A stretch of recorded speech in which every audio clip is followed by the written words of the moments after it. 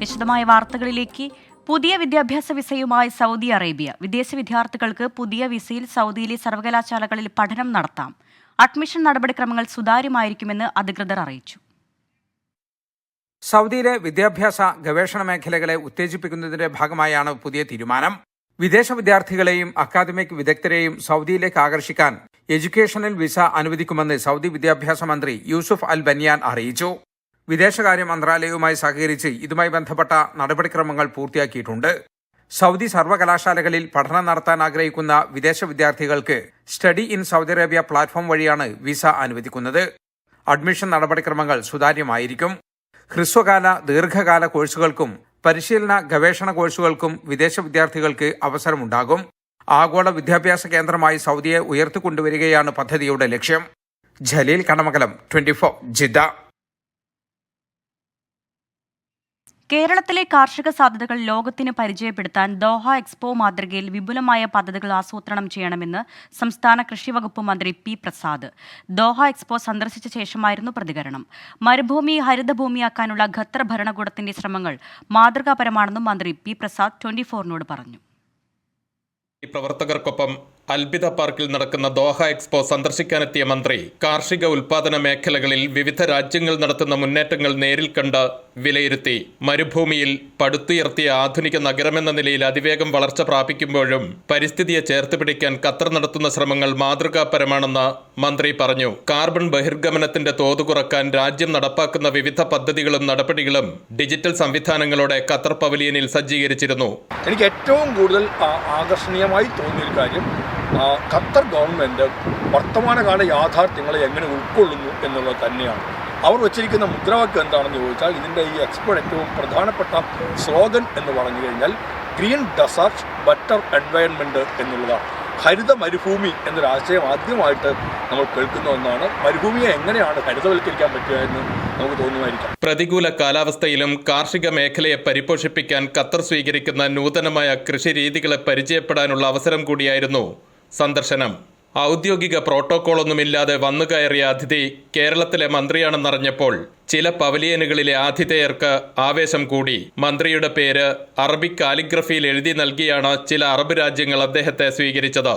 രാവിലെ തിരക്കൊഴിഞ്ഞ സമയമായതിനാൽ ചില രാജ്യങ്ങളുടെ പവലിയനുകൾ അടഞ്ഞുകിടക്കുകയായിരുന്നു. എന്നാൽ ആഫ്രിക്കൻ ലാറ്റിൻ അമേരിക്കൻ രാജ്യങ്ങളുടെ പവലിയനുകളിൽ ഒരുക്കിയ കരകൗശല ഉൽപ്പന്നങ്ങളും പരമ്പരാഗത സംഗീതോപകരണങ്ങളും പരിചയപ്പെട്ടപ്പോൾ മന്ത്രിക്കും ആവേശമായി. പിന്നീട് അതിൽ താളം പിടിക്കണമെന്നായി.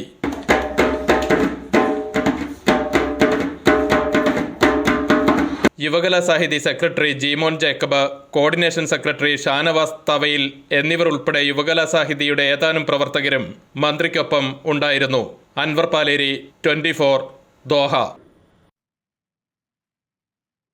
ദുബായിൽ മെട്രോയിലും ട്രാമിലും സ്കൂട്ടറുകൾക്ക് നിരോധനം ഏർപ്പെടുത്തി ദുബായ് RTA. നിർദ്ദേശം ഇന്നു മുതൽ പ്രാബല്യത്തിൽ വന്നു. സുരക്ഷ കണക്കിലെടുത്താണ് തീരുമാനം. അശ്രദ്ധമായി സ്കൂട്ടറുകൾ ഉപയോഗിക്കുന്നത് നിരവധി അപകടങ്ങൾക്ക് കാരണമാകുന്നത് ശ്രദ്ധയിൽപ്പെട്ടതിനെ തുടർന്നാണ് നടപടി. ഇന്നു മുതൽ ദുബായ് മെട്രോ, ട്രാം എന്നിവയിൽ സ്കൂട്ടറുകൾ പ്രവേശിപ്പിക്കില്ല എന്ന് Dubai roads and transport authority വ്യക്തമാക്കി. സ്കൂട്ടറിൽ നിന്ന് പുക ഉയർന്നതിനെ തുടർന്ന് ഈ മാസം 14-ന് ദുബായ് മെട്രോയുടെ സേവനം ഏറെ നേരം തടസ്സപ്പെടുന്നതടക്കമുള്ള സംഭവങ്ങൾ റിപ്പോർട്ട് ചെയ്തിരുന്നു. ട്രെയിനുകളിൽ ജോലിസ്ഥലത്തേക്കും തിരിച്ചും സ്കൂട്ടറുകളിൽ യാത്ര ചെയ്യുന്ന നിരവധി ആളുകളെ തീരുമാനം ബാധിക്കും.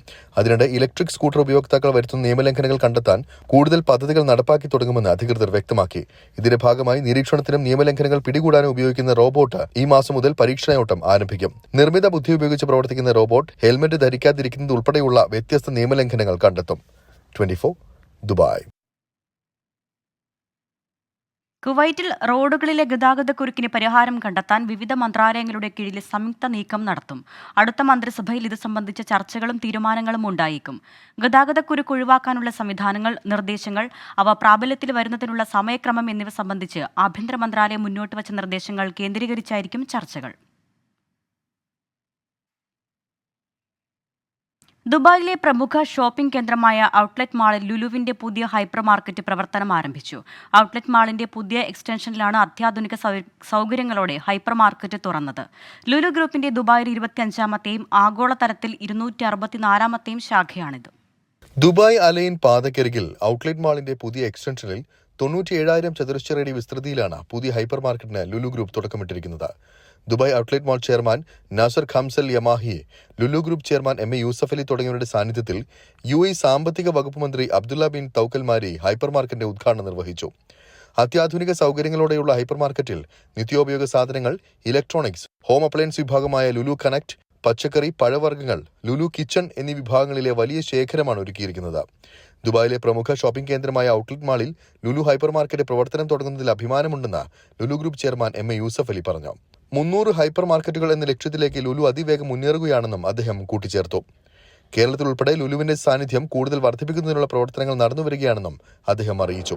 ഇത് ഞങ്ങളുടെ 264ാമത്തെ ഔട്ട്ലെറ്റാണ്. ഇത് ദുബായിലെ 25ാമത്തെ ഔട്ട്ലെറ്റാണ്. ഔട്ട്ലെറ്റ് മാൾ എന്ന പേരിൽ വളരെ പ്രസിദ്ധി കേട്ട ഒരു മാളാണിത്. നിങ്ങൾക്കറിയാം, വേൾഡ് ബ്രാൻഡ്സ്, എല്ലാ ബ്രാൻഡുകളും ഇവിടെയാണ് അത് വിറ്റൊഴിവാക്കുന്നത്. കാരണം ലോകത്തിൻ്റെ നാനാഭാഗത്തു നിന്നുള്ള ടൂറിസ്റ്റ് ഇവിടെ ഉള്ളത് കാരണം ഫാർ ഈസ്റ്റിൽ നിന്നും യൂറോപ്പിൽ നിന്നും ആഫ്രിക്കയിൽ നിന്നൊക്കെ ഒരേമാതിരി വിസിറ്റേഴ്സാണ് ഈ ദുബായ് സന്ദർശിക്കുന്നത്, UAE സന്ദർശിക്കുന്നത്. അപ്പോൾ ആയതുകൊണ്ടാണ് ഞങ്ങളോടും ഇവിടെ തുടങ്ങണമെന്ന് ഈ ഔട്ട്ലെറ്റ് മാളിൻ്റെ ചെയർമാൻ അടക്കപ്പോൾ അദ്ദേഹം ഇവിടെ വന്ന് ഞങ്ങളോട് പറഞ്ഞതിൻ്റെ അടിസ്ഥാനത്തിലാണ് തുടങ്ങിയത്. ഇതിനുവേണ്ടി എല്ലാ സൗകര്യങ്ങളും ഞങ്ങൾക്ക് ചെയ്തു തന്ന ബഹുമാനപ്പെട്ട പ്രസിഡന്റിനും ബഹുമാനപ്പെട്ട വൈസ് പ്രസിഡന്റ്, പ്രധാനമന്ത്രിയും ദുബായ് ഭരണാധികാരിക്കും ഞാൻ നന്ദി പറയുന്നു. ചടങ്ങിൽ ലുലു റമദാൻ കിറ്റും ലുലു അധികൃതർ അവതരിപ്പിച്ചു. 12 ഉൽപ്പന്നങ്ങൾ അടങ്ങിയ റമദാൻ കിറ്റ് എല്ലാ ലുലു സ്റ്റോറുകളിലും ലഭിക്കും. Lulu group CEO Saifee Rupawala, executive director M.A. Ashraf Ali, Lulu group director M.A. Saleem എന്നിവരുൾപ്പെടെ നിരവധി പ്രമുഖർ ചടങ്ങിൽ പങ്കെടുത്തു. 24 ദുബായ്. ഇപ്പോൾ വരുന്നൊരു വാർത്തയിലേക്കാണ്. പാലക്കാട് ധോണിയിൽ ജനവാസ മേഖലയോട് ചേർന്ന് കാട്ടുതീ പടരുന്നു. അഗ്നിശമന സേന എത്തിയെങ്കിലും തീ അണയ്ക്കാൻ വെള്ളം എത്തിക്കാൻ കഴിയാത്ത സാഹചര്യമാണുള്ളത്. നിഖിൽ പ്രമേശുണ്ട് പാലക്കാട് നിന്നും വിവരങ്ങളുമായി. നിഖിൽ, ഈ തീ അണയ്ക്കാനുള്ള തടസ്സം നേരിടുന്നത് എന്താണ്? എന്തുകൊണ്ടാണ് ഈ പ്രദേശത്തേക്ക് വെള്ളം എത്തിക്കാൻ കഴിയാതെ വരുന്നത്? അരുണ്യ, ജനവാസ മേഖലയോട് ചേർന്ന ഒരു മലയിലാണ് തീ പടർന്നത്.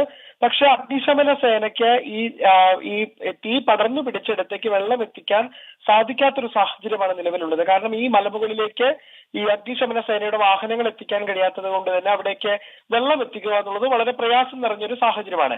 ഇപ്പോഴും ഈ മലയിൽ തീപിടുത്തം തുടർന്നുകൊണ്ടിരിക്കുകയാണ്. രാത്രി 8 മണിയോടുകൂടിയാണ് തീ പടർന്നത്. ആ തീ ഇപ്പോഴും ഇങ്ങനെ പടർന്നു പിടിച്ചുകൊണ്ടിരിക്കുകയാണ്. നാശനഷ്ടങ്ങളൊന്നും തന്നെ നിലവിലത്തെ സാഹചര്യത്തിൽ റിപ്പോർട്ട് ചെയ്തിട്ടില്ല. ഫയർഫോഴ്സ് സംഘം സംഭവ സ്ഥലത്ത് എത്തിയിട്ടുണ്ടെങ്കിലും അവർക്ക് തീ അണയ്ക്കാൻ ഇതുവരെ സാധിച്ചിട്ടില്ല. എന്തായാലും ഈ മലയിൽ ഇപ്പോഴും തീ പടർന്നു പിടിച്ചുകൊണ്ടിരിക്കുകയാണ്. കഴിഞ്ഞ വർഷങ്ങളിലും സമാനമായിട്ടുള്ള സാഹചര്യം ജില്ലയിൽ ഉണ്ടായിരുന്നു. ഈ ജില്ലയിൽ ചൂട് കൂടുന്ന സാഹചര്യത്തിൽ ഇത്തരത്തിൽ മലമുകളിലൊക്കെ തീപിടുത്തം പതിവാണെങ്കിലും ഇത്ര മണിക്കൂറോളം നിന്ന് കത്തുന്ന സാഹചര്യം വളരെ അപൂർവമായി ഉണ്ടാകാറുള്ളൂ. എന്തായാലും ഇതുവരെ തീ പൂർണ്ണമായി അണയ്ക്കാൻ സാധിച്ചിട്ടില്ല എന്നുള്ളതാണ് പ്രദേശവാസികൾ നൽകുന്ന വിവരം. അരുണ്യ. ശരി, പാലക്കാട് ധോണിയിലാണ് ജനവാസ മേഖലയോട് ചേർന്നുള്ള വനത്തിൽ കാട്ടുതീ പടരുന്നത്. അഗ്നിശമന സേന എത്തിയെങ്കിലും ഇവർക്ക് വെള്ളം മുകളിലേക്ക് എത്തിക്കാൻ കഴിയാത്തൊരു സാഹചര്യത്തിൽ തീ അണയ്ക്കാൻ കഴിയുന്നില്ലെന്നാണ് നിലവിൽ ലഭിക്കുന്ന വിവരം. നിഖിൽ പ്രമേശാണ് പാലക്കാട് നിന്നും വിവരങ്ങൾ നൽകിയത്. മറ്റു വാർത്തയിലേക്ക്. മകൾ വീട് പൂട്ടി പുറത്താക്കിയ തൈക്കൂടത്തെ സരോജിനി അമ്മ വീടിന്റെ പൂട്ട് പൊളിച്ചകത്ത് കയറി. RD ഉത്തരവുണ്ടായിട്ടും പോലീസ് നടപടി സ്വീകരിക്കാത്തതുകൊണ്ടാണ് സ്വയം അകത്ത് കയറിയതെന്ന് സരോജിനി അമ്മ പറഞ്ഞു. സബ് കളക്ടറുടെ നേതൃത്വത്തിൽ ഇരു കക്ഷികളുമായി ചർച്ച ചെയ്തതിനു ശേഷമേ നടപടിയെടുക്കാൻ സാധിക്കൂ എന്നായിരുന്നു പോലീസ് നിലപാട്. എബിൻ ജോസ് തയ്യാറാക്കിയ റിപ്പോർട്ടിലേക്ക്. വീട്ടിൽ കിടന്നുറങ്ങാൻ കൃത്യമായ ഉത്തരവുമായി RD ഉത്തരവുമായിട്ട് സരോജിനി അമ്മ തൈക്കൂടത്തെ വീട്ടിലെത്തിയതാണ്. പക്ഷേ വീട് തുറന്നു കൊടുക്കാൻ മകൾ തയ്യാറായില്ല. ഗേറ്റിന് വെളിയിലായിരുന്നു നമ്മളിവിടെ എത്തുമ്പോൾ സരോജിനി അമ്മ. പിന്നീട് മണിക്കൂറുകൾ കാത്തു നിന്നു. പോലീസിൻ്റെ ഭാഗത്തുനിന്ന് ഒരു ഇടപെടലുണ്ടാകുമെന്ന് കരുതി. പോലീസിൻ്റെ ഭാഗത്തുനിന്നും കൃത്യമായ ഇടപെടലുണ്ടായില്ല. നാട്ടുകാരെല്ലാവരും ഇടപെട്ട് നിൽക്കുമ്പോഴാണ് ഒടുവിൽ സരോജിനി അമ്മ തന്നെ മുൻകൈയെടുത്ത് സ്വന്തം വീടിൻ്റെ വാതിൽ തുറന്ന് അകത്ത് കയറിയിരിക്കുന്നത്. അമ്മ ഇനി ഇവിടെ ആയിരിക്കുമല്ലോ, അമ്മ ഇനി ഇവിടെ കഴിയാനല്ലേ അമ്മ ഉദ്ദേശിക്കുന്നത്? എനിക്ക് ജീവിതം ഞാൻ ഇവിടെ തന്നെ കിടന്ന് മരിക്കുള്ളൂ. വരെ വേറെ എനിക്ക് ഞാൻ പോകില്ല. എനിക്ക് ഇവിടെ കിടന്ന് മരിച്ചാൽ മതി. എനിക്ക് പോകില്ല. ഒരു മക്കളുടെയും കൂടെ പോകാൻ ഒരു മക്കളുടെയും കൂടെ പോകില്ല. ഒരു മക്കളുടെ കൂടെ ഇനി നിൽക്കണ്ട. എനിക്ക് എൻ്റെ വീട്ടിൽ കിടന്നാൽ മതി. എനിക്ക് അമ്മ എന്തായിരുന്നു, കുറേ നേരം നമ്മൾ വൈകുന്നേരം എത്തിയതാണ്. പക്ഷെ കുറേ നേരം നമ്മളിവിടെ ഇരുന്നു. പക്ഷെ അവസാനമാണ് അമ്മ തുറക്കാമെന്ന് തീരുമാനിച്ചത്. എന്താ? ഞാൻ പോലീസുകാർ തുറന്നു തരുമെന്ന് ഓർത്തത്. അവർ തുറന്നു തരാനപ്പോഴത്തേക്കും പിന്നെ ആര് തുറന്നു തരാനാണ്? നാട്ടുകാർ തുറന്നാൽ, എൻ്റെ അയൽക്കത്തുകാരോ നാട്ടുകാരെങ്കിലും തുറന്നാൽ അവർക്ക് കംപ്ലൈൻ്റ് ആയിരിക്കും. അവരെ കുറ്റപ്പെടുത്തും. ഞാൻ എൻ്റെ വീട് തുറന്നു കയറി. അതുകൊണ്ട് ഞാൻ കമ്പിപ്പാരൊക്കെ കുത്തി പൊളിച്ചപ്പോൾ അത് പൊളിഞ്ഞു പോന്നു മോനെ. അതാ ചെയ്തത്. അല്ലാതെ നാട്ടുകാരെ എൻ്റെ അയൽവക്കത്തുകാരെ ഒന്നും കുറ്റപ്പെടുത്തരുത്, ഞാൻ തന്നെ ചെയ്തതാണ്.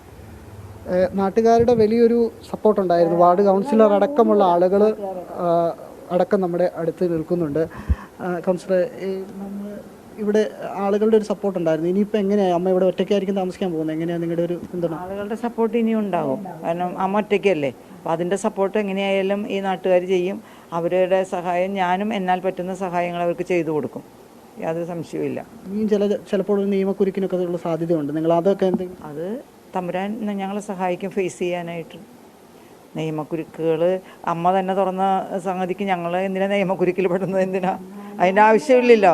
അമ്മ തന്നെ ധൈര്യപൂർവ്വം പറയുന്നു, ഞാൻ തന്നെ തുറക്കാം, ഞാൻ തുറക്കുന്നു. ഇപ്പം നിങ്ങളോടും പറഞ്ഞില്ലേ, ഞാൻ തന്നെ തുറന്ന്. ആരെയും കാരണവും പറഞ്ഞു. പോലീസുകാർ തുറന്നു തന്നില്ല, നാട്ടുകാർ തുറന്നാൽ അവർക്ക് കുറ്റം വരും, അതുകൊണ്ട് ഞാൻ തന്നെ തുറന്നു.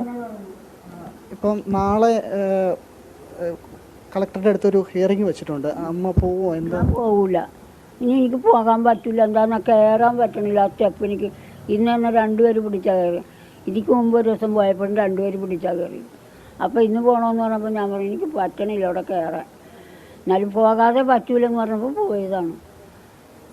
ഏതായാലും കളക്ടറുടെ നേതൃത്വത്തിൽ ഒരു ഹിയറിംഗ് വെച്ചിട്ടുണ്ട് നാളെ. അപ്പോൾ അതിനുശേഷമായിരിക്കും അന്തിമമായ തീരുമാനം ഉണ്ടാവുക. ഏതായാലും ഈ വീട്ടിൽ തന്നെ തുടരുമെന്ന് തന്നെയാണ് സരോജിനി അമ്മ പറയുന്നത്. ഇത് സ്വന്തം വീടാണ്, തനിക്ക് ഉത്തരവ് പ്രകാരം ലഭിച്ചതാണ്, അതുകൊണ്ട് തന്നെ ഇവിടെ തന്നെ തുടരുമെന്നാണ് സരോജിനി അമ്മ പറയുന്നത്. രാഹുൽ വീസിനൊപ്പം എബിൻ ജോസ്, 24 കൊച്ചി. 2023 കുവൈറ്റിലെ ഗതാഗത നിയമലംഘനം 9 ദശലക്ഷത്തിലെത്തിയെന്ന് ആഭ്യന്തര മന്ത്രാലയം. 296 പേരാണ് അപകടങ്ങളിൽ മരിച്ചത്. സ്ഥിതിവിവര കണക്കുകൾ പ്രകാരം 4 ദശലക്ഷത്തിലധികം കേസ് വേഗപരിധി ലംഘിച്ചതിനാണ്. സീറ്റ് ബെൽറ്റ് ധരിക്കാത്തതിന് 3 ലക്ഷത്തോളം കേസുകൾ രജിസ്റ്റർ ചെയ്തു. ഡ്രൈവിംഗിനിടെ മൊബൈൽ ഫോൺ ഉപയോഗിച്ചതിന് 1,85,000-ത്തിലധികം പേർക്കെതിരെയും കേസെടുത്തു. IAS തലപ്പത്ത് അഴിച്ചുപണി. പത്തനംതിട്ട ജില്ലാ കളക്ടർ എ ഷിബുവിനെ പൊതുമരാമത്ത് വകുപ്പ് അഡീഷണൽ സെക്രട്ടറിയായി നിയമിച്ചു. പ്രേംകൃഷ്ണ എസ് ആണ് പത്തനംതിട്ടയുടെ പുതിയ കളക്ടർ. കായിക യുവജനകാര്യ ഡയറക്ടറായി Vishnu Raj P, Kerala state transport project ഡയറക്ടറായി രാഹുൽ കൃഷ്ണ ശർമ്മ എന്നിവരെയും നിയമിച്ചു. പൂക്കോട് വെറ്റിനറി കോളേജിലെ സിദ്ധാർത്ഥന്റെ മരണത്തിൽ 19 വിദ്യാർത്ഥികൾക്ക് 3 വർഷത്തേക്ക് പഠന വിലക്ക്. കോളേജിലെ ആന്റി റാഗിംഗ് കമ്മിറ്റിയുടേതാണ് നടപടി. മരണശേഷം സിദ്ധാർത്ഥിനെതിരെ നൽകിയ കെട്ടിച്ചമച്ച പരാതിയും അതിലെ ICC നടപടികളും പുറത്തുവന്നു. കേസിൽ ഒരാൾ കൂടി കീഴടങ്ങി. പൂക്കോട് വെറ്ററിനറി കോളേജ് വിദ്യാർത്ഥി സിദ്ധാർത്ഥിന്റെ മരണത്തിൽ രാഷ്ട്രീയ ആരോപണങ്ങൾ ശക്തിപ്പെടുന്നതിനിടെയാണ് കൂടുതൽ SFI നേതാക്കളുടെ അറസ്റ്റ്. ഇന്നലെ കീഴടങ്ങിയ SFI unit secretary Amal Ihsan, college union president K Arun, വർക്കലയിൽ നിന്ന് പിടികൂടിയ കോളേജ് യൂണിയൻ അംഗം ആസിഫ് ഖാൻ എന്നിവരുടെ അറസ്റ്റാണ് പോലീസ് രേഖപ്പെടുത്തിയത്. മലപ്പുറം സ്വദേശിയായ അമീൻ അക്ബർ അലി കോടതിയിൽ കീഴടങ്ങി. ഇതിനിടെ മരണശേഷം സിദ്ധാർത്ഥിനെതിരെ കെട്ടിച്ചമച്ച പരാതി വിവാദത്തിലായി. കോളേജിലെ വിദ്യാർത്ഥിനി നൽകിയ പരാതിയാണ് വിവാദത്തിലായത്. അതേസമയം കോളേജിലെ 19 വിദ്യാർത്ഥികൾക്ക് 3 വർഷത്തേക്ക് ആന്റി റാഗിംഗ് സെൽ വിലക്കേർപ്പെടുത്തി. കേസിൽ കൂടുതൽ പേരിലേക്ക് അന്വേഷണം എത്തുമെന്നാണ് സൂചന. പ്രതിപ്പട്ടികയിലുള്ള മുഴുവൻ പേരെയും കോളേജ് സസ്പെൻഡ് ചെയ്തു. സംഭവത്തിൽ കോളേജ് ഡീൻ ഉൾപ്പെടെയുള്ളവർക്ക് വീഴ്ച സംഭവിച്ചതായി മന്ത്രി ജെ ചിഞ്ചുറാണി പറഞ്ഞു. മരണം കുടുംബത്തെ അറിയിക്കുന്നതിൽ ഡീനിന് വീഴ്ചയുണ്ടായെന്നും അന്വേഷണം നടത്തുമെന്നും മന്ത്രി 24നോട്. ഈ കുട്ടി മരണപ്പെട്ടു, ആശുപത്രിയിൽ ചെന്നപ്പോൾ അത് ബോധ്യപ്പെട്ടു. പക്ഷേ എന്തുകൊണ്ട് രക്ഷകർത്താക്കളെ അറിയിച്ചില്ല? അത് ഒരു തെറ്റാണ്. അത് ആരാണെന്നുണ്ടെങ്കിലും അത് തെറ്റാണ്. അത് യൂണിവേഴ്സിറ്റി വൈസ് ചാൻസലർ ആണെന്നുണ്ടെങ്കിലും രജിസ്ട്രാർ ആണെന്നുണ്ടെങ്കിലും അത് നമ്മുടെ ഇപ്പോഴുള്ള ഈ നാരായണൻ ഡീനാണെന്നുണ്ടെങ്കിലും ഒരു മരണം വന്നാൽ പെട്ടെന്ന് രക്ഷകർത്താക്കളെ അറിയിക്കേണ്ടുന്ന ചുമതല അവർക്കുണ്ട്, യൂണിവേഴ്സിറ്റിക്കുണ്ട്. പോലീസ് അന്വേഷണത്തിൽ എല്ലാം വ്യക്തമാകുമെന്ന് ഡീൻ MK നാരായണന്റെ പ്രതികരണം.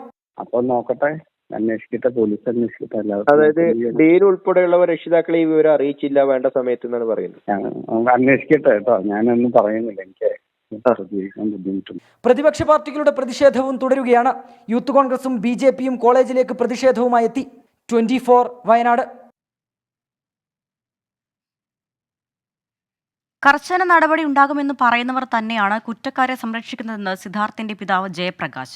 2 ദിവസത്തിനുള്ളിൽ പ്രതികളെ പിടികൂടിയില്ലെങ്കിൽ താനും കുടുംബവും മുഖ്യമന്ത്രിയുടെയോ മന്ത്രിമാരുടെയോ വീട്ടുപടിക്കൽ സമരം ആരംഭിക്കുമെന്നും അദ്ദേഹം പറഞ്ഞു. കേസിൽ കോളേജിലെ ഡീനിനെയും വാർഡനെയും പ്രതി ചേർക്കണമെന്നും പിതാവ് ജയപ്രകാശ് ആവശ്യപ്പെട്ടു. വെറും പ്രവർത്തകരല്ല, അവർ നേതാക്കന്മാരാണ്, അതൊന്നും ആലോചിക്കണം. നേതാക്കന്മാരെ സംരക്ഷിക്കേണ്ടത് അവരുടെ ചുമതലയാണ്. ഡീനിനെ പ്രതി ചേർത്തേ പറ്റുള്ളൂ. ഡീനിന് അവിടുത്തെ വാർഡനും കൂടെ. മുഖ്യമന്ത്രി സ്ക്വാഡ് രൂപീകരിച്ചെന്ന് പറയുന്നു. ഉന്നത വിദ്യാഭ്യാസ മന്ത്രി വന്നിരുന്നു. മേഡം പറഞ്ഞത് ഇങ്ങനെ എല്ലാം അന്വേഷിച്ച് കൊണ്ടുവരാം എന്നവർ പറയുന്നു. കൊണ്ടുവരാമെന്ന് പറയുകയാണെങ്കിൽ ഇപ്പം സംഭവിച്ചിട്ട് ഏകദേശം 10-12 ദിവസമായി. ഇപ്പോഴും പ്രധാനപ്പെട്ട എല്ലാവരും ഒളിവിൽ കിടക്കുക. 9 പേരെ കിട്ടിയിട്ടുണ്ടെന്ന് പറഞ്ഞാൽ 9 പേരെ മൊഴി എന്തായിരുന്നു, അല്ലെങ്കിൽ ഏതൊക്കെ വകുപ്പുകൾ ചേർത്തിട്ടുണ്ട്, അതൊന്നും ഇപ്പോൾ എനിക്ക് വിവരം കിട്ടിയിട്ടില്ല. അത് കിട്ടിക്കഴിഞ്ഞാൽ എനിക്ക് തൃപ്തിയല്ല എന്ന് തോന്നുകയാണെങ്കിൽ ഞാൻ അത് അടുത്ത സ്റ്റേജിലോട്ട് പോകും. ഒരാഴ്ചക്കകത്ത് ഞാൻ എൻ്റെ മകനെയും, ഇനിയൊരു മകനുണ്ട്, മകനെയും വൈഫിനെയും കൊണ്ട് ചെന്നിട്ട് അവരെ വീട്ടിൽ പഠിക്കലെങ്കിൽ ഞാനും കിടക്കും. ഞാൻ ഇപ്പോഴും വിശ്വസിക്കുന്നു, ആ പോലീസ് ഉദ്യോഗസ്ഥനെ ഞാൻ വിശ്വസിക്കുന്നു. എനിക്കിപ്പോഴും വിശ്വാസമുണ്ട്. ഇതുവരെയ്ക്കും ഞാൻ തൃപ്തനല്ല, അത് ഞാൻ പറയാം, അവർ കിട്ടാത്തതുകൊണ്ട്. സിദ്ധാർത്ഥന്റെ മരണത്തിൽ ഗുരുതര ആരോപണവുമായി കോൺഗ്രസ് നേതാവ് രമേശ് ചെന്നിത്തല ഇന്ന് രംഗത്തെത്തി. CPM നേതാവും മുൻ MLA-യുമായ CK ശശീന്ദ്രൻ പ്രതികൾക്ക് വേണ്ടി പോലീസിൽ സമ്മർദ്ദം ചെലുത്തിയെന്നായിരുന്നു ചെന്നിത്തലയുടെ ആക്ഷേപം. DYSPയെ സ്വാധീനിക്കാൻ CPM നേതാവ് ശ്രമിച്ചെന്നും വിമർശനമുയർന്നു. എന്നാൽ ആരോപണം തള്ളിയ CK ശശീന്ദ്രൻ കടുത്ത വിമർശനവുമായി രമേശ് ചെന്നിത്തലയ്ക്കെതിരെ രംഗത്തെത്തി. SFI നടത്തിയ കൊലപാതകം തേച്ചു മായ്ച്ചു കളയാനുള്ള വളരെ ബോധപൂർവമായ നീക്കം നടക്കുകയാണ്. പ്രതികളെ അന്വേഷിച്ച് പോയ ഉദ്യോഗസ്ഥന്മാരെ സ്ഥലത്തെ മുൻ MLA C ശശീന്ദ്രന്റെ നേതൃത്വത്തിൽ ഭീഷണിപ്പെടുത്തുകയും DYSPയോട് തട്ടിക്കയറുകയും അറസ്റ്റ് ചെയ്ത പ്രതികളെ മോചിപ്പിക്കാൻ ശ്രമിക്കുകയും ചെയ്ത നടപടി ഇതിന് ഉദാഹരണമാണ്. ശ്രീ രമേശ് ചെന്നിത്തല പറഞ്ഞിട്ടുള്ള കാര്യങ്ങൾ തികച്ചും തെറ്റായ കാര്യങ്ങളാണ്. CPM ജില്ലാ കമ്മിറ്റി ഓഫീസിൽ പ്രതികളെ താമസിപ്പിക്കുന്നതൊക്കെ പറയുന്നത് ശുദ്ധ അസംബന്ധമാണ്. അതിൽ കവിഞ്ഞൊരു വേറെ പദം ഉപയോഗിക്കാൻ വേണ്ടി കഴിയില്ല. നിയമപരമായി ഈ കാര്യങ്ങളിൽ നടത്തേണ്ട എല്ലാ കാര്യങ്ങളും നടത്തുകയാണ്. എന്തെല്ലാം പച്ചക്കള്ളാണ് മാധ്യമങ്ങളിലൂടെയും ചില ആൾക്കാരൊക്കെ വിളിച്ചു പറഞ്ഞിരിക്കുന്നത്. സിദ്ധാർത്ഥന്റെ മരണത്തിൽ സർക്കാരിനെയും SFIയെയും പ്രതിരോധത്തിലാക്കുകയാണ് പ്രതിപക്ഷം. സിദ്ധാർത്ഥന്റെ നെടുമങ്ങാട്ടെ വീട്ടിലെത്തിയ ഗവർണറും പ്രതിപക്ഷ നേതാവും മറ്റ് കോൺഗ്രസ് നേതാക്കളും കടുത്ത വിമർശനമുയർത്തി. പ്രതിപക്ഷ യുവജന സംഘടനകളും പ്രക്ഷോഭപാതയിലാണ്. വീട്ടിലെത്തിയ സർവകലാശാല VC ഡോക്ടർ MR ശശീന്ദ്രനാഥ് കുടുംബത്തോടൊപ്പമാണെന്ന് വിശദീകരിച്ചു. സിദ്ധാർത്ഥിന്റെ മരണവുമായി ബന്ധപ്പെട്ട പോലീസ് അന്വേഷണത്തിൽ SFIയുടെ പങ്ക് വ്യക്തമായെന്ന് പറഞ്ഞ ഗവർണർ പക്ഷേ ഉന്നം വെച്ചത് CPIഎമ്മിന്. യുവാക്കളെ അക്രമത്തിന് പ്രോത്സാഹിപ്പിക്കുന്നതിൽ നിന്ന് പാർട്ടികൾ പിന്തിരിയണമെന്ന് TP കേസ് പരാമർശിച്ച് governor Arif Mohammad Khan. Judgment in the case of the murder of TP Chandrasekharan, senior leaders have been convicted. So we will have to rethink. This society will have to rethink. പ്രതികളായ SFIക്കാരെ രക്ഷിക്കാനുള്ള ശ്രമം ഇപ്പോഴും നടക്കുന്നുവെന്ന് പ്രതിപക്ഷ നേതാവ് VD സതീശൻ. SFIയെ ക്രിമിനൽ സംഘമായി വളർത്തുന്നത് മുഖ്യമന്ത്രി എന്നായിരുന്നു AICC ജനറൽ സെക്രട്ടറി KC വേണുഗോപാലിന്റെ വിമർശനം. സാക്ഷാൽ ശ്രീ പിണറായി വിജയൻ തന്നെയാണ് SFIയെ ക്രിമിനൽ സംഘമാക്കി വളർത്തി തൻ്റെ അഴിമതിയും തൻ്റെ രാഷ്ട്രീയ ജീർണതയും ഗവൺമെന്റിന്റെ ചീത്തപ്പേരും മറച്ചുപിടിക്കാനും ഡൈവേർട്ട് ചെയ്യാനും വേണ്ടി ഉപയോഗിച്ചുകൊണ്ടിരിക്കുന്നത്. സർക്കാർ സിദ്ധാർത്ഥിന്റെ കുടുംബത്തോടൊപ്പമെന്നും കുറ്റവാളികൾ ആരായിരുന്നാലും നിയമത്തിന് മുന്നിൽ കൊണ്ടുവരുമെന്നും മന്ത്രി V ശിവൻകുട്ടി. ഇതിന്റെ കുറ്റവാളികൾ ആരായിരുന്നാലും അവരെ നിയമത്തിന് മുന്നിൽ കൊണ്ടുവന്ന് ഇത്തരത്തിലുള്ള സംഭവങ്ങൾ മേലാൽ കേരളത്തിൽ ആവർത്തിക്കാതിരിക്കുന്നതിന് വേണ്ടിയുള്ള തരത്തിലുള്ള നടപടികളുമായി ഗവൺമെന്റ് മുന്നോട്ട് പോകുന്നത്. അന്വേഷണത്തിൽ പങ്ക് വ്യക്തമായാലേ ഡീനിനെതിരെ നടപടി സ്വീകരിക്കാനാവൂ എന്ന് വെറ്ററിനറി സർവകലാശാല vice chancellor doctor MR Sasheendranath. University എല്ലാ സപ്പോർട്ടും ചെയ്തുകൊണ്ടിരിക്കുകയാണ്. ആ അന്വേഷണത്തോടൊപ്പം നമ്മൾ സഹായിച്ചു. ഒരു സമ്മർദ്ദവും ഒരിടത്തൊന്നും ഇതുവരെ ഉണ്ടായിട്ടില്ല ഈ നിമിഷം വരെ. സിദ്ധാർത്ഥിന്റെ കൊലപാതകികളെ CPIഎം സംരക്ഷിക്കുന്നുവെന്ന് V മുരളീധരനും ആരോപിച്ചു. മന്ത്രി GR Anil, MM Hasan, Jebi Mather, T Siddique, M Liju, Rahul Mamkootathil, യുവജന കമ്മീഷൻ ചെയർമാൻ M ഷാജർ തുടങ്ങിയവരും കുടുംബാംഗങ്ങളെ സന്ദർശിച്ചു. 24 തിരുവനന്തപുരം. ഇനി നോക്കാം ചില വാർത്തകൾ ചുരുക്കത്തിൽ. ലോക്സഭാ തെരഞ്ഞെടുപ്പിലെ സ്ഥാനാർത്ഥിയാകുമെന്ന റിപ്പോർട്ടുകൾ തള്ളി യുവരാജ് സിംഗ്. തന്റെ ഫൗണ്ടേഷനിലൂടെ ജനസേവനം തുടരുമെന്നും യുവരാജ് സിംഗ്. ഗുരുദാസ്പൂരിൽ സണ്ണി ഡിയോളിന് പകരം യുവരാജ് സിംഗ് BJP സ്ഥാനാർത്ഥിയാകുമെന്നായിരുന്നു റിപ്പോർട്ടുകൾ. മലപ്പുറം നിലമ്പൂരിൽ വീട്ടുമുറ്റത്ത് നിർത്തിയിട്ട ലോറിയുടെ ബോഡി തലയിലിടിച്ച് 8 വയസ്സുകാരൻ മരിച്ചു. കളിക്കുന്നതിനിടയിലായിരുന്നു അപകടം.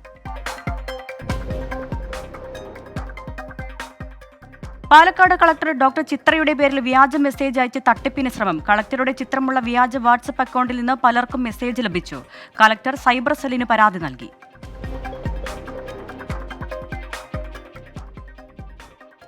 കൊച്ചിയിൽ ഡൽഹി പോലീസ് ഇന്ന് തെറ്റിദ്ധരിപ്പിച്ച് ഇൻഫോ പാർക്ക് ജീവനക്കാരിൽ നിന്ന് 20 ലക്ഷത്തോളം രൂപ കവർന്നു. മനുഷ്യക്കടത്ത് കേസിൽ ഉൾപ്പെട്ടെന്ന് ഭീഷണിപ്പെടുത്തിയായിരുന്നു തട്ടിപ്പ്.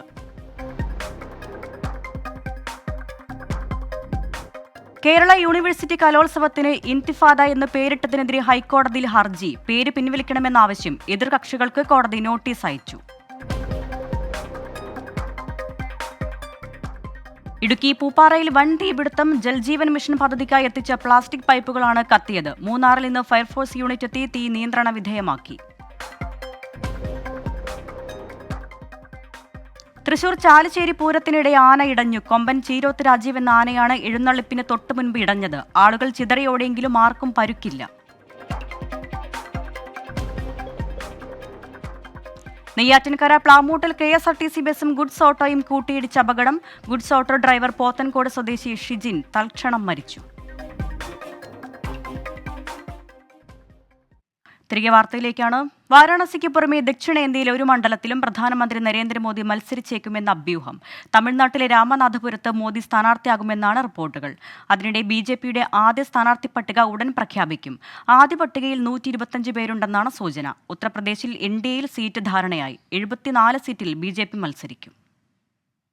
സ്ഥാനാർത്ഥി പട്ടിക അന്തിമമാക്കാനുള്ള BJPയുടെ പ്രധാനപ്പെട്ട യോഗങ്ങൾ ഇന്ന് പുലർച്ചെ 4 മണി വരെ നീണ്ടിരുന്നു. പ്രധാനമന്ത്രി നരേന്ദ്രമോദി, കേന്ദ്ര ആഭ്യന്തരമന്ത്രി അമിത്ഷാ, പ്രതിരോധ മന്ത്രി രാജ്നാഥ് സിംഗ്, മധ്യപ്രദേശ് മുൻ മുഖ്യമന്ത്രി ശിവരാജ് സിംഗ് ചൗഹാൻ തുടങ്ങിയ മുതിർന്ന നേതാക്കൾ ആദ്യഘട്ട പട്ടികയിൽ ഇടം പിടിക്കും. അക്ഷയ് കുമാർ, കങ്കണ റണൌത്ത്, യുവരാജ് സിംഗ് അടക്കമുള്ള സിനിമാ ക്രിക്കറ്റ് താരങ്ങളും ആദ്യ പട്ടികയിൽ ഇടം പിടിക്കും. കേരളത്തിലെ A+ മണ്ഡലങ്ങളിലെ സ്ഥാനാർത്ഥികളുടെ പേരും പട്ടികയിൽ നിന്ന് പ്രതീക്ഷിക്കുന്നുണ്ട്. സുഷമ സ്വരാജിന്റെ മകൾ ബാൻസുരി സ്വരാജ് അടക്കമുള്ള പുതുമുഖങ്ങൾ ആദ്യ പട്ടികയിൽ ഉണ്ടാകുമെന്നാണ് വിവരം. പ്രധാനമന്ത്രി നരേന്ദ്രമോദിക്കൊപ്പം ലോക്സഭാ തെരഞ്ഞെടുപ്പ് പ്രചാരണങ്ങളിൽ ഉത്തർപ്രദേശ് മുഖ്യമന്ത്രി യോഗി ആദിത്യനാഥും സജീവമാകും. ദേശീയ തലത്തിൽ യോഗി ആദിത്യനാഥിനെ ഉയർത്തിക്കാട്ടണമെന്ന RSS നിർദ്ദേശത്തിന്റെ ഭാഗമായിട്ടാണ് നടപടി. കേരളത്തിലടക്കം യോഗി ആദിത്യനാഥ് പ്രചാരണത്തിനെത്തും. ദക്ഷിണേന്ത്യയിൽ പ്രധാനമന്ത്രി സ്ഥാനാർത്ഥിയാകുമെന്ന അഭ്യൂഹവും സജീവമാണ്. തമിഴ്നാട്ടിലെ രാമനാഥപുരം മണ്ഡലത്തിലാണ് പ്രധാനമന്ത്രിയുടെ പേര് പരിഗണിക്കുന്നത്. ഉത്തർപ്രദേശിൽ 74 സീറ്റിലാണ് BJP മത്സരിക്കുക. ബാക്കി സീറ്റുകൾ സഖ്യത്തിലുള്ള RLDക്ക് നൽകും. മഹാരാഷ്ട്ര, ബീഹാർ സംസ്ഥാനങ്ങളുടെ കാര്യത്തിൽ അന്തിമ തീരുമാനമായാൽ ഉടൻ പട്ടിക പ്രഖ്യാപിക്കും. 24 ഡൽഹി. ഇന്ത്യ സഖ്യത്തെ രൂക്ഷമായി വിമർശിച്ച് പ്രധാനമന്ത്രി നരേന്ദ്രമോദി. ഇന്ത്യ സഖ്യകക്ഷികൾ സന്ദേശ് ഖാലിയിൽ മൗനം പാലിച്ചു. BJPയുടെ സമ്മർദ്ദത്തെ തുടർന്നാണ് ഷാജഹാൻ ഷെയ്ഖിനെ അറസ്റ്റ് ചെയ്തത്. തൃണമൂൽ കോൺഗ്രസ് സ്ത്രീകളുടെ മാനം വെച്ച് രാഷ്ട്രീയം കളിക്കുന്നുവെന്നും പ്രധാനമന്ത്രി പറഞ്ഞു. बंगाल की स्थिति भी आज पूरा देश देख रहा है. मां, माटी, मानुष, ये इसके ढोल पिटने वाली टीएमसी ने संदेश खाली की बहनों के साथ जो किया है वो देखकर पूरा देश दुखी है, आक्रोशित है. गल्फ फोकस पूर्णमाകുന്നു. നമസ്കാരം.